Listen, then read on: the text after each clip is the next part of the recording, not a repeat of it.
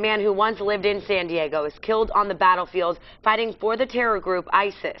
33-year-old Douglas MacArthur McCain was killed in Syria over the weekend. San Diego 6's John Carroll has been tracking what Douglas McCain did while he lived in San Diego and joins us live in studio. John. Jim and Netta, some details about Douglas McCain's time that he lived here in San Diego are now beginning to come to light. But how he came to join ISIS, what exactly motivated him, is tonight still a mystery. 33-year-old Douglas MacArthur McCain was born in Chicago, grew up in Minnesota, and at some point as an adult, he moved to San Diego.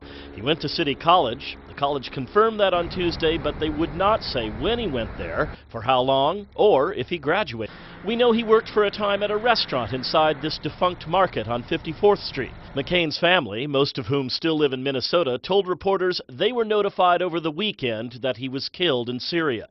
McCain was raised a Christian, and his family claims to have known nothing about him converting to Islam, but his tweets make no secret about that.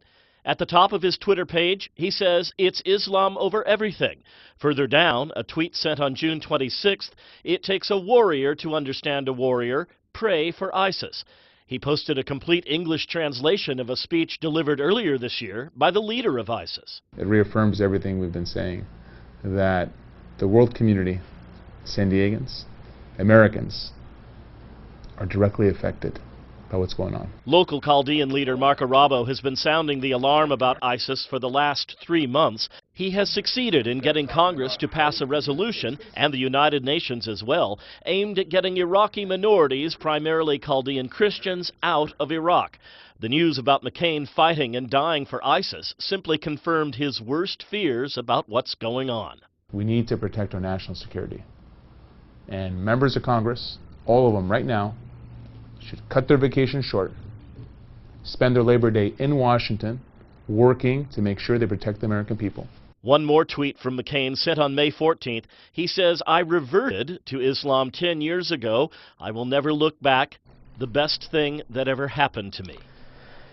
Now, we reached out to a representative from the local chapter of CARE, that's the Council on American Islamic Relations, for a comment. Executive Director Hanif Mohebi provided us a statement which says, in part, "As we have stated previously, American Muslims view the actions of ISIS as both un-Islamic and morally repugnant. No interpretation of Islam condones the torture and murder of civilians." Now, McCain at some point also started going by a different name, Duwale, the Slave of Allah. He was killed by another group fighting against the regime of Syrian President Bashar al-Assad. He was apparently found with a U.S. passport and $800 in cash in his pocket. Live in studio, John Carroll, San Diego 6 News.